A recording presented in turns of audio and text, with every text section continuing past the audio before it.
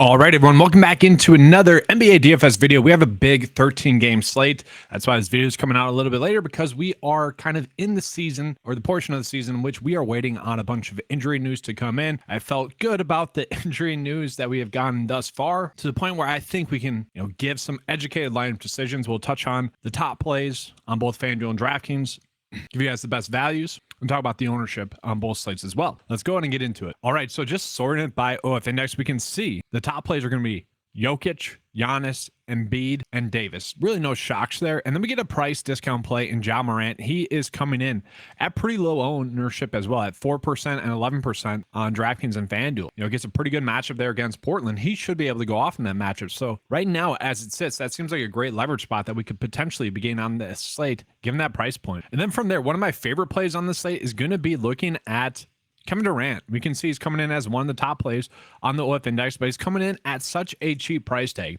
8.9. I just don't think we're going to get that low of a price point again.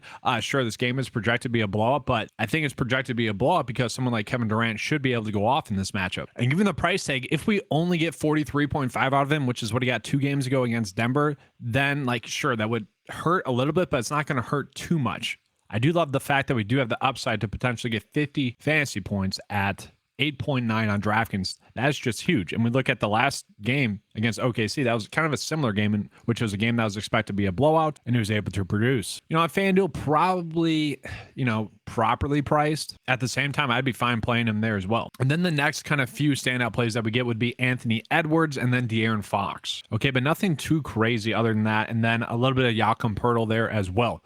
Let's just go ahead and look at the top values on the slates. We will start with DraftKings value at Dante DiVincenzo popping up as one of the better value price point plays on this slate. And now that's because Wiggins is going to be out tonight. And so it's still expected that he's going to get around 26.5 minutes.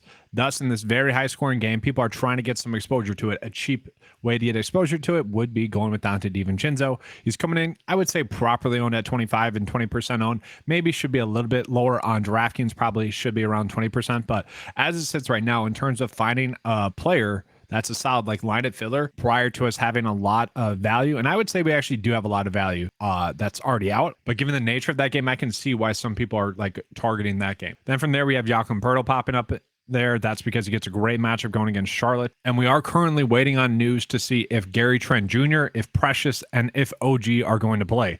Let's see if we have them projected to play. Because if they sit, then yes, Jakob Poeltl would probably see his ownership go up, but he'd become just an elite play. So we have OG projected in there and Precious as well, and Gary Trent Jr. If those players sit, then Jakob Poeltl should get closer to, let's say, 32 minutes, thus becomes an even better play on the slate. Then from there, we do get the Charlotte value because PJ Washington and a bunch of the other starters are going to be out tonight. I personally really like Nick Richards and also Kai Jones. Just given the fact that we can play Kai Jones at power forward and center on DraftKings is going to make him a very appealing play. And he's only coming in at 6% projected own on DraftKings. Now, do I feel comfortable using him as the center play on FanDuel? Probably not, but he's only coming in at 1% projected own. That seems a little bit too low for me. He is someone that, is just going to be forced into a bunch of minutes. And so very interesting play there. I would say I'd rather play him at 1% ownership than I would Nick Richards at 43% projected ownership. This is kind of like the Johnny Davis, Jordan Goodwin take from, I think it was Saturday, maybe Friday slate, where when I was recording, Johnny Davis was coming in at 3% projected own, and Jordan Goodwin was looking like the chalk, and Goodwin was a little bit higher priced. That's kind of how I feel here.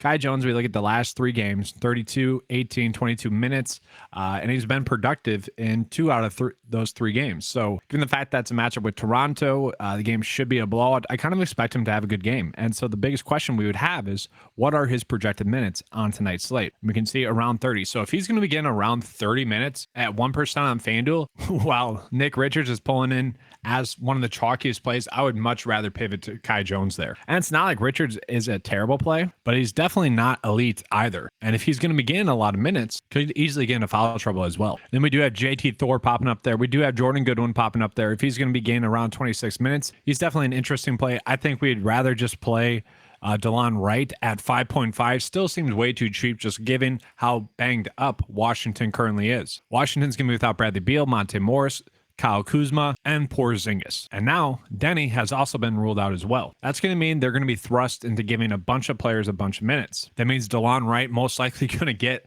around 30 minutes regardless of the game, because this game is projected to be a blowout, but at the same time, it's going to be tough not to play DeLon Wright on both slates. The issue with that is Washington is going to be extreme chalk, at least right now, between those two players. And the question to me would be, do we go with the same thought process from last week where, Johnny Davis is extremely lower owned than Jordan Goodwin and going to play around the same minutes, going to have kind of a similar shot attempt role as well? I really don't mind that. I don't. And if it's a blowout, I feel like they're both going to get run. We know that Johnny Davis has gotten more run recently as well. So it's definitely a minutes thing. But if we're seeing that big of an ownership difference again, I'd feel much more comfortable going with Johnny Davis over Jordan Goodwin. Now, I will say on FanDuel, it's looking the same. Sure, at 26% projected on, we do have to start thinking about it a little bit there for Johnny Davis. Probably don't need to be on him that much, but he is coming in very cheap as well. So definitely an interesting play there for me. And then Corey Kispert, he's going to be gaining a ton of minutes. It's going to be tough to see him not at least getting to around 5x. Will he give us 7x upside? Potentially. If he is chucking this many threes, definitely. It doesn't take that much when you're shooting that many threes. He just has to have a decent day shooting. Can't be extremely cold. So he does make a decent amount of sense on today's slate. And just already kind of get into lineup process here. The issue that I have with that is that we probably would have to be on Giannis then, even if he's only going to be getting around 30 minutes or so, he still should be able to hit value. The thing with it is, it's when they are the team blowing out other teams, it's because Giannis is going off. Okay. It's when they're getting blown out, it's because Giannis isn't exactly dominating. So I'd be perfectly fine paying up for Giannis at 11.4, but I'd almost rather play KD at its current price tag and ownership rather than I would Giannis. But that's what's interesting to me right now is that we are getting some good kind of value price point plays at some lower ownerships than I would have expected. And it is a big 13-game slate. This stuff is going to change throughout the day. We can see Pat Connaughton with Chris Middleton out and with Grayson Allen out. He's only coming in at 2% projected owned. I'm not saying that's wrong, but on a normal slate, he'd probably be 20% projected owned. And now let's flip it to FanDuel value. Who are the top FanDuel values on the slate? We got Nick Richards pulling in there, and that's why he's going to be extreme chalk. But once again, I would rather play Kai Jones at much lower ownership. And we can just see FanDuel value here, 16.4. And then we have Kai there at 13.5. So not terrible. And considering the price points of both of them and considering the ownership, it just makes more sense. We do have the Charlotte value here, and I'm really shocked at the Charlotte kind of value that we're getting there. And them not being too high owned. We got Zvi there coming in at 1% projected own on DraftKings at 6.2. That also seems too low to me. I think that's a great leverage spot because he is coming in at 25% projected own at 5.4 on FanDuel. Now, he shouldn't be that low salary wise. We get that. At the same time, on DraftKings, we do have multiple position eligibility. To me, that could be huge on this site. That opens up a lot of roster flexibility there. And so he's one of the better plays, I would say, on this slate as well. Another kind of similar situation would be Isaiah Livers there for Detroit, with Detroit being as banged up as they are. They're going to be without Bagley, Bogdanovich, McGruder, Stewart, and Burks, as well as two players that have been out for quite a while. That's going to mean that if Wiseman, who has been getting into foul trouble, or Jalen Duren get into foul trouble, they're going to probably have to move someone like Eugene to the center spot. And, price point wise, he's not a terrible play as well. But then that would mean Livers would be running out at the power forward. I would say his minutes are pretty much secured. The question is, how much upside does he have, especially in a matchup like this? I would say probably only 33 fantasy points. So not too much of an upside, but at that low ownership on FanDuel at 4.7, if he gives us, let's say, 33 fantasy points, we would certainly take that. Then we do have some Portland value as well. Portland is pretty banged up. Let's just go ahead and pull them up real quick as well. So what's interesting here with how banged up Portland is, we don't have anyone pulling in too much chalk. And even in a game that, 18-point dogs, decently, not terribly high scoring game, but not exactly one that we need to stay away from because of slow pace or anything like that. These are all soft price points. Someone is going to go off in this game. And, besides Sharp, who is, priced up enough, one of these other players are going to have a good game. And so do we maybe look at Skylar Mays? We could. 5.1 is still a cheap price tag. Has point guard and shooting guard eligibility on DraftKings, only shooting guard eligible on FanDuel. I wish we knew how much minutes Harrison was going to get, for sure, because we only have him projected to get 16 right now. If we knew for sure he was going to get right around 25, he'd be one of the better, if not the best values on this slate. he's always been like a decent DFS producer. Obviously, he's just not that good real life basketball wise, but he's someone we could potentially look at like fantasy wise. Like to me, it's just worth taking a stab on some of the Portland players here. Like we want some exposures to them because someone here is going to go off, and like it's going to be tough to predict the minutes, especially right now. And they're all coming in pretty low. Now, that will change throughout the day, I think. But one of these players has the potential to 7x, potentially 8x if the minutes are there. And so I think it's worth taking a guess, hoping that we get those minutes. And then just real quickly, let's touch on ownership before I get into the first look build. So yeah, this is such a high ownership for Jordan Goodwin. I'm expecting it to change throughout the day. Make sure to be in the Discord chat before lock.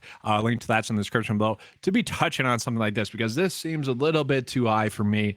I think one right would definitely be someone I would rather be overweight on than Goodwin. Now, some of you might be saying, well, the likelihood of them both getting around the same fantasy points would favor Goodwin. Yeah, that could be true. I would say Wright is definitely safer, but it's definitely much more of an ownership thing. It's just tough for me to click Goodwin on DraftKings at 57% projected own. I'm hoping that we get a little bit better value as the day progresses where we could pivot from there. Like Dante DiVincenzo does make a decent amount of sense.